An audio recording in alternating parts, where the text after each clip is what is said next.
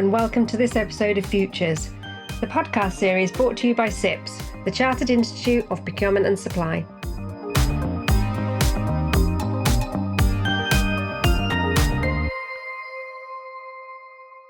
Hey Sam, what have you been up to? Emma, hi. Good to speak to you again. Yeah, lots actually. We just coming out of the Middle East conference, which we held in Riyadh, and yeah, fantastic success. And actually, yesterday I had the two Young Talent of the Year, highly commended and winner, in my office, just to congratulate them and have a lunch. So yeah, lots going on. And as I said before, the event was a great success. Great kind of testament for SIPs in the Middle East. What about you? What have you been up to? Well, I was helping out in the background with some of that as well. So I was helping your judges facilitate the judging day and had the privilege of listening in to some of those young talent interviews. And they always blow me away, actually. They're my favourite part of the judging of all of the process across all the regions. So, yeah, no, it's great. There was some really great talent in your region. So good to see. Oh, nice that you had lunch with them as well. Yeah, no, and it was good to kind of have some extra time with them. And yeah, thanks for your help on the judging as well, Emma. And I think, do you know what we should do? Maybe we should follow some of these winners and go back to them in 3 or 4 years' time and see where their career has taken them since they were successful in winning the award. Funny you should say that. I've already started reaching out to them. So yeah, we're doing a feature on where are they now. So I thought it would be quite interesting because quite often, well, sometimes the judges even ask me for people's contact details after the interviews because they're that impressed with people.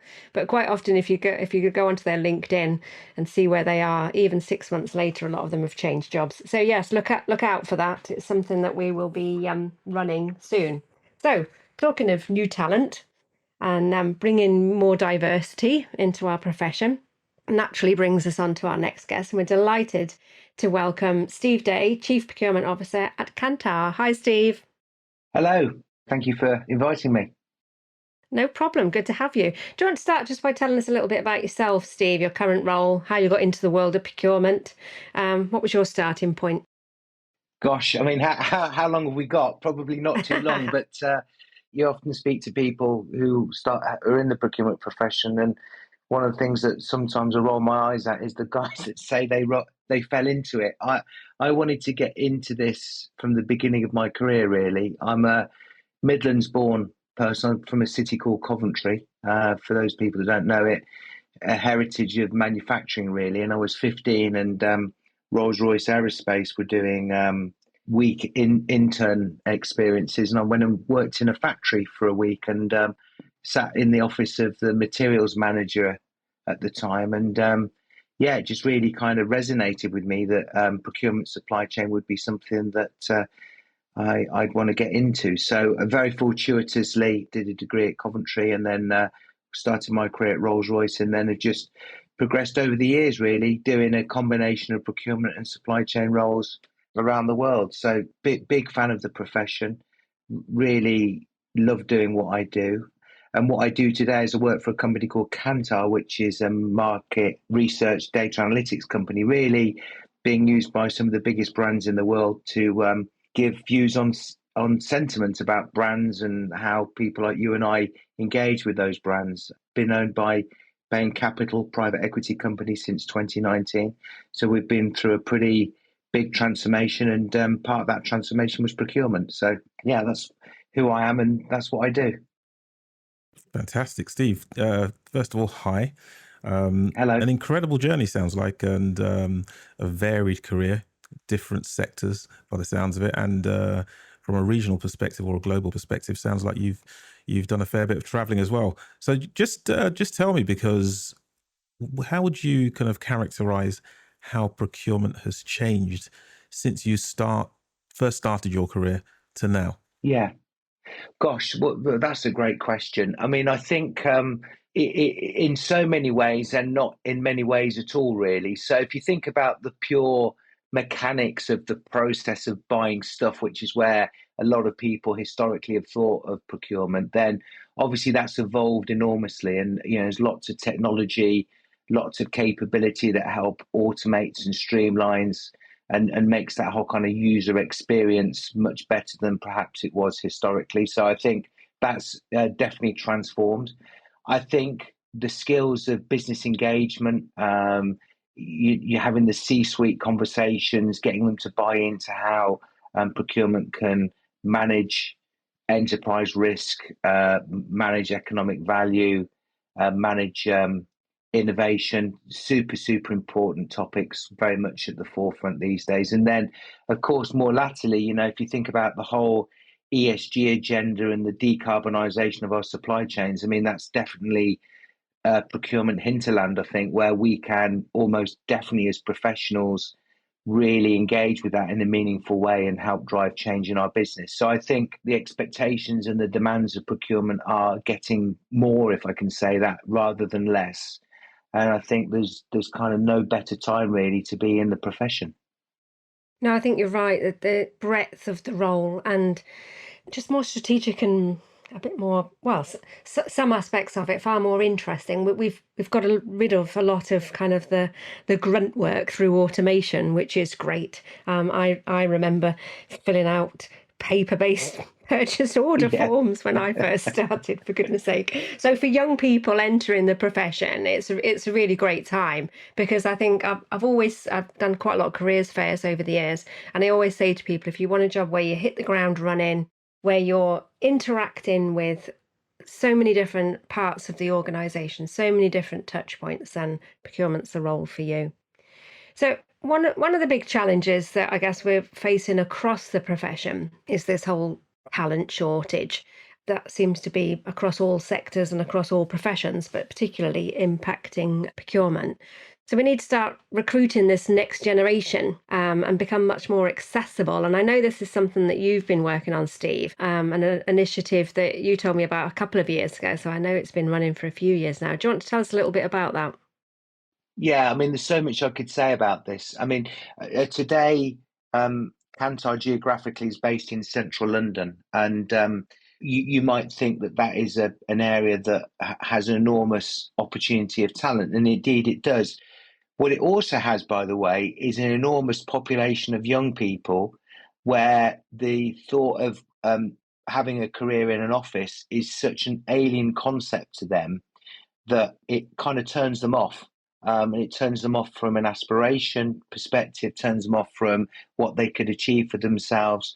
And there's lots of cultural issues behind all of that, which are, I need to be careful that I don't step on some toes here. But the simple truth is there are communities where they just have stereotypes about careers in professions and such like. So what we started to do 2022 is we reached out to a school in London. We took 5 students and they basically spent a week with Kantar at the time in the Kantar procurement team. But we had IBM, we had a company called Officio, and Hayes Recruitment participate in that week. And we had a guy called Scott Dance, and he talked a lot about CVs and LinkedIn and how you need to build your brand and your persona.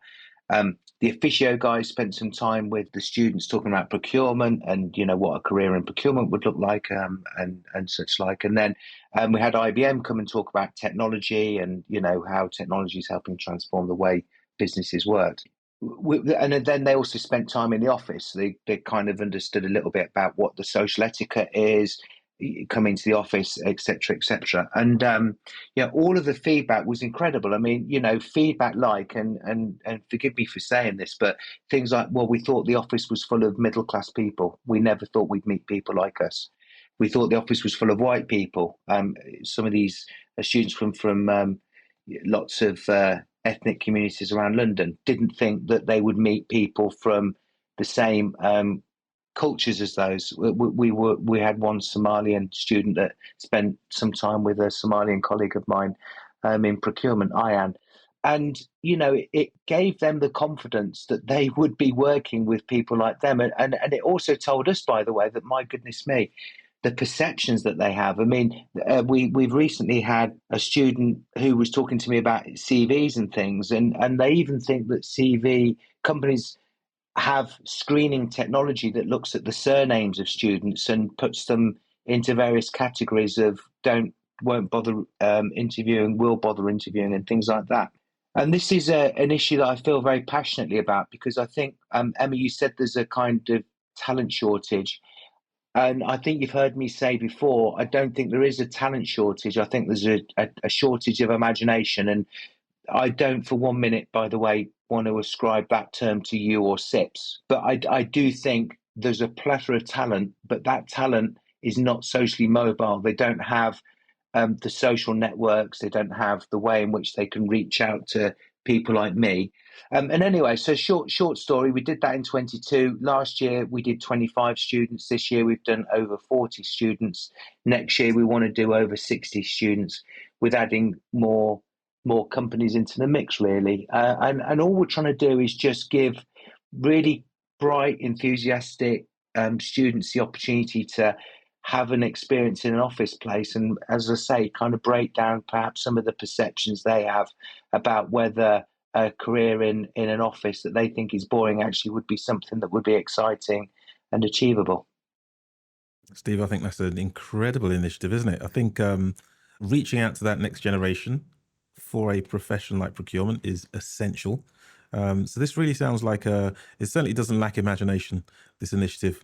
What does it look like, I think, from a practical perspective? Just could you probably illustrate or probably give some meaning to what a day looks like? Yeah, so it's really good question, because we did it the first year, and very honestly, some of these students were incredibly nervous. There's a lot of, I mean, I don't want to sound over dramatic, but certainly a lot of anxiety about coming into an office in what would be for them a very alien environment.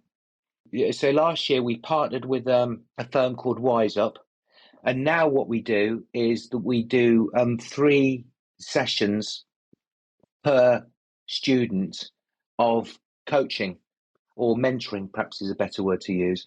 And what they do is they get to speak with a mentor for an hour, talk about what they want in their career, talk about where they're looking to go. The mentor shares some of their experiences. And as I say, there were kind of 3 sessions in the build up to the week. We do a kick-off event. We bring all of the students together so they can meet each other. We did it at Kantar this year.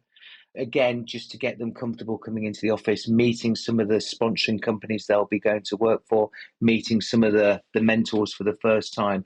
So 3 sessions. And then what we do is we split the cohort evenly across the 4 or 5 companies that are participating.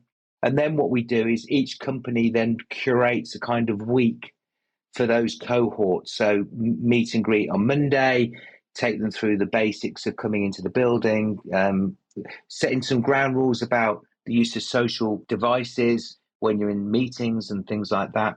And then basically taking them through a series of activities, programs, presentations where they learn about the businesses they're in, they learn about the activities that people do. As I said, we've got Hayes actually go around to each of the companies, talk about building CVs and LinkedIn profiles and the personas. I think we can all agree that one of the things that is certainly I'd never thought about when I started my career, but I think it's very obvious to me now is you need to build a brand. You need to have some things to say on LinkedIn and such like. So they do things like that, participate in presentations. And then at the end of it, what we ask that cohort to do is present back to their sponsoring companies what they've learned, what they've experienced, what they liked. And then we bring them all together on the final day at the end of it, just as a bit of a closing. We give them some lunch, share some experiences, and then that ends. Then what we do is we then have a further mentoring session for all of those students with our mentors, where they just kind of play back what they've learned, how they think they can take what they've learned to help them go forward. And then what we encourage them to do is they've started the process of networking in LinkedIn, and everybody that's participated is here to support them or provide advice. And we go again. So we just, as I said, completed it 3 weeks ago, I think it was. And we'll go again next year, starting to look to get some more companies to participate. And for me, the reason why I think this is really important, and if I can make a heartfelt message to all of the professional procurement people out there, this is something we need to own. We can't keep making it as we do, I think, too much. We keep saying, SIPS isn't doing enough to promote the profession. There's not enough people coming into procurement. There's not enough young talent.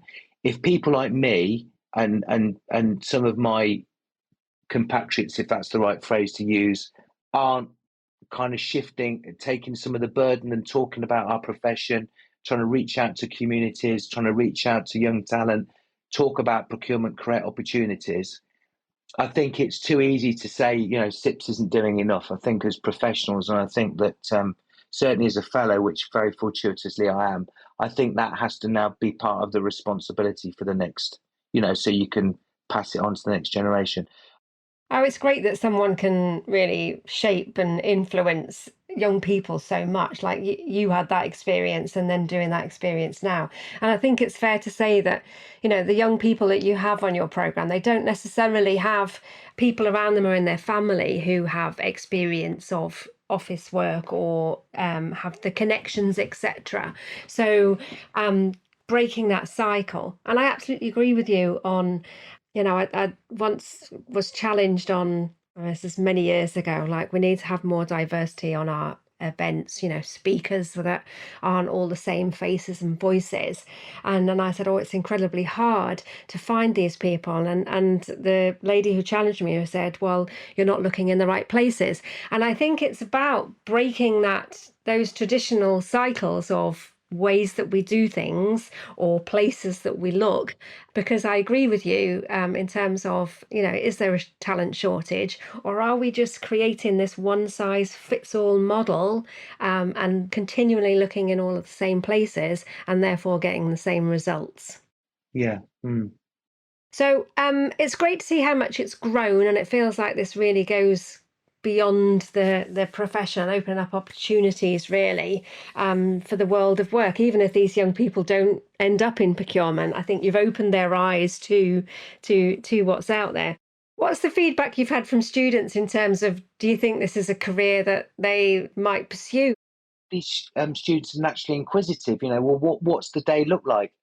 And I dare say, again, to the question you asked me earlier, Sam, how's the profession changed? I dare say 30 years ago, goodness me, even I can say that makes me kind of miserable. But, 30 years ago, it would have been sitting at a green screen computer, thrashing out requisitions and faxing them. Goodness me, I bet half the people on this this podcast wouldn't even know what a fax was. But now what I talk to the students is it's about relationship building. It's about being inquisitive about what's the state of the market for the products and services that you need to buy. It's about understanding your business and the objectives.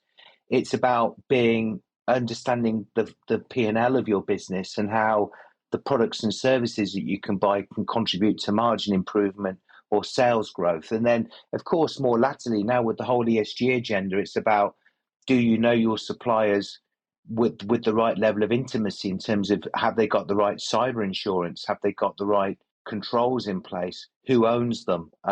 What kind of carbon do they generate in providing you with the products and services that you would need?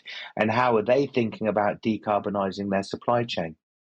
When you start talking about that type of stuff, people really begin to start leaning in and say, well, I would never have thought that that's what the procurement gig is all about. I would have thought it was kind of stamping a form or, beating up a supplier for a price reduction or something like that.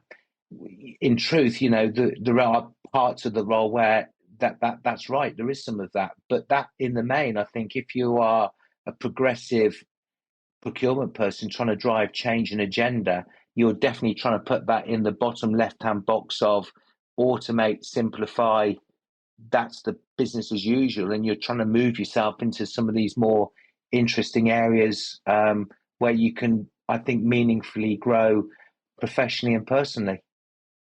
I think that's some great examples, Stephen. I think it's clear from what you said earlier as to what motivated you to start this project, and this project is well underway. Sounds like it's very vibrant, very successful. What more needs to be done, do you think, by the procurement community, by employers, to keep that lifeblood of youngsters coming into the profession, the next gen? Are there any other things besides your own kind of project that you think can be done?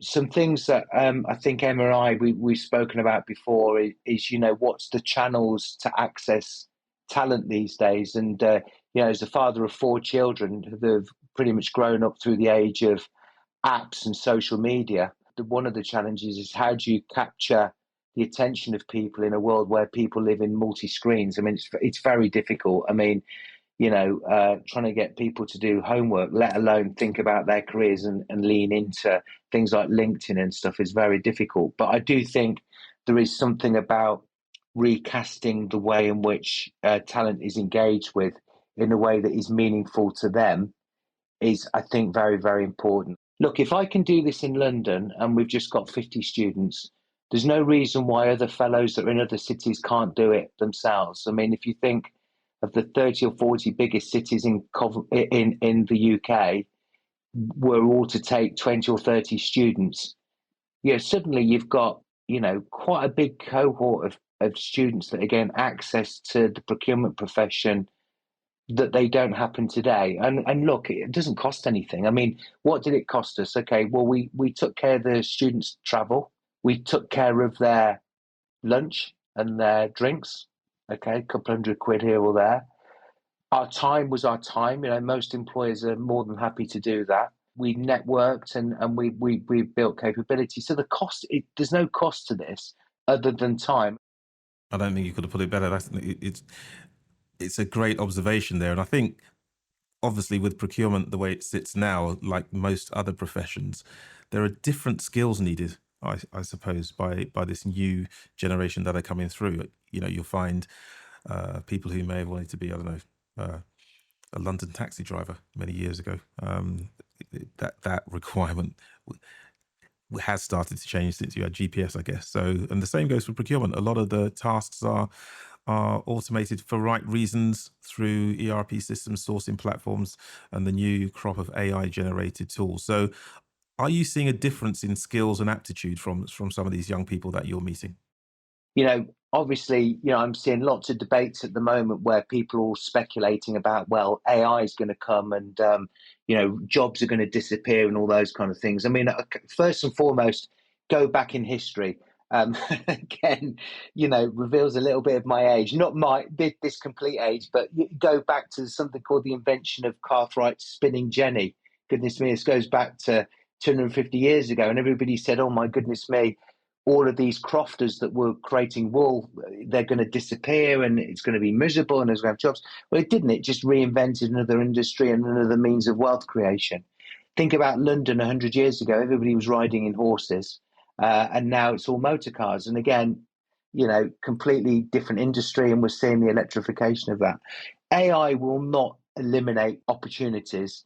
It will create new opportunities and it will eliminate some roles. So some of the opportunities, I think, in procurement, which I would never have thought about back in the day when I started my career, is user experience. How many procurement people actually think about the user experience they create for their colleagues inside their company? I went to a conference a couple of years ago, and there was a chap that had come from, I think he'd come from Airbnb, and he'd gone into the world of procurement technology. And he said something that's resonated with me for a long time now. He said, you procurement guys, basically you're monopolists because you force your organization to go through a user journey that is so bureaucratic. It ticks all your boxes, but is actually a terrible experience for them. You give no thought to them whatsoever. And then you think that job's done. And I said, what you need to do is think about the experience you're creating for people. So that was one thing. Things like content creation as well. If you think about all of these new systems that are taking some of the mechanical work out, you've got to build user journeys and you've got to build user content and all those kind of things. So I think, just 2 roles that 30 years ago you would never have thought you needed in procurement, I think are becoming almost at the vanguard of what the future procurement profession needs to look like. So kind of, two simple examples, really. I'm loving this, that both you and Emma are quite willingly sharing your age here. You're not going to get me doing that. So just to warn you. That's so funny.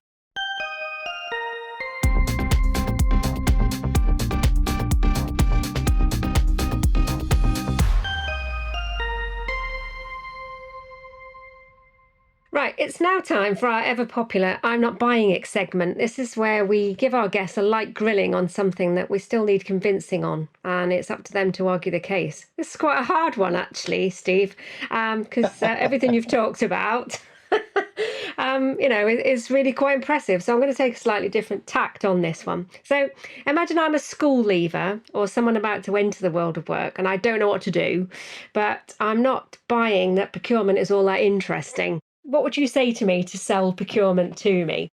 Well, Emma, first and foremost, let me tell you, of the 4 children that I've got, 3 have done marketing and business management degrees, and I am absolutely devastated at the moment because so I'm working very hard on the 4th to try and convince him that procurement and supply chain is where the action is. Look, in all cases, I draw a very simple box, and then I have one line going in and one line going out. The box is the business and its transformation. Coming in is a whole manner of products, services, finance, expertise, capability. And going out the other end is the things that people want to buy, where hopefully you're making a profit margin and things like that. And the role of procurement, as I see it, is to try and maximize the amount of value that sits on the inbound stuff, creating value for the business. And what that value looks like is a combination of negotiating with suppliers, being able to buy things that no one else has thought about or used. It's about understanding who your clients are and what type of things they need. And then finally, just thinking about, ethically, to the point I made earlier on this call, are you buying it from good, legitimate sources that give your ultimate clients confidence that they're buying something that meets all the various standards that they want? If you want to get involved in that, the best place to start your career is procurement, because that's where all of that happens. I think you've answered the question that I was going to ask about, how do we make this profession more accessible? But we can talk offline, because let me help you with number 4, because my son, I'm glad to say, actually did move into procurement. So there are ways and means, not all legal. So anyway, Mine are a bit young yet. I'm working on it though. I think just that was going to be my closing question, really. And I think you're doing a fantastic job with those up and coming professionals, Steve. But yes, is there a universal way that we can make the profession more accessible and make it a profession of choice, do you think? I think it's these conversations, and I think there's also, again, I mean, I don't want to sound like I'm pontificating, and I certainly don't want to be seen as an evangelist, but I just think that as a profession, the professionals within the profession have to do more. I think we've got to be more ambitious. And for those of us that have reached the roles that we have, it feels like there's a really strong obligation on us to really play the part of bringing in that future talent.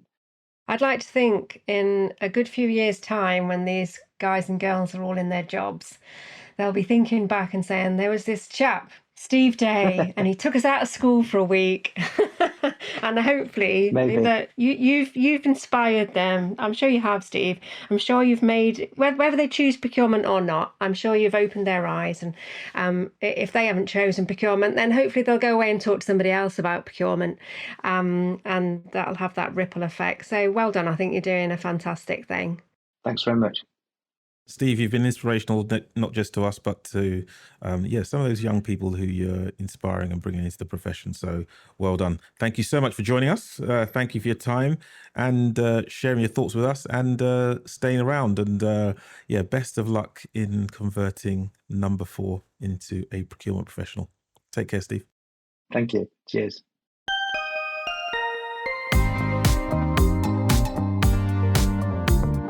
So that's it for this episode of Futures. For any new listeners out there, be sure to check out our previous episodes, and don't forget to follow, rate and review the podcast if you've been enjoying the episode so far. This podcast has been brought to you by CIPS, the Chartered Institute of Procurement and Supply. For more information on CIPS, head over to cips.org, where you can find out more about our up-and-coming events, excellent training opportunities and much more. For now though, that's it from us. See you next time.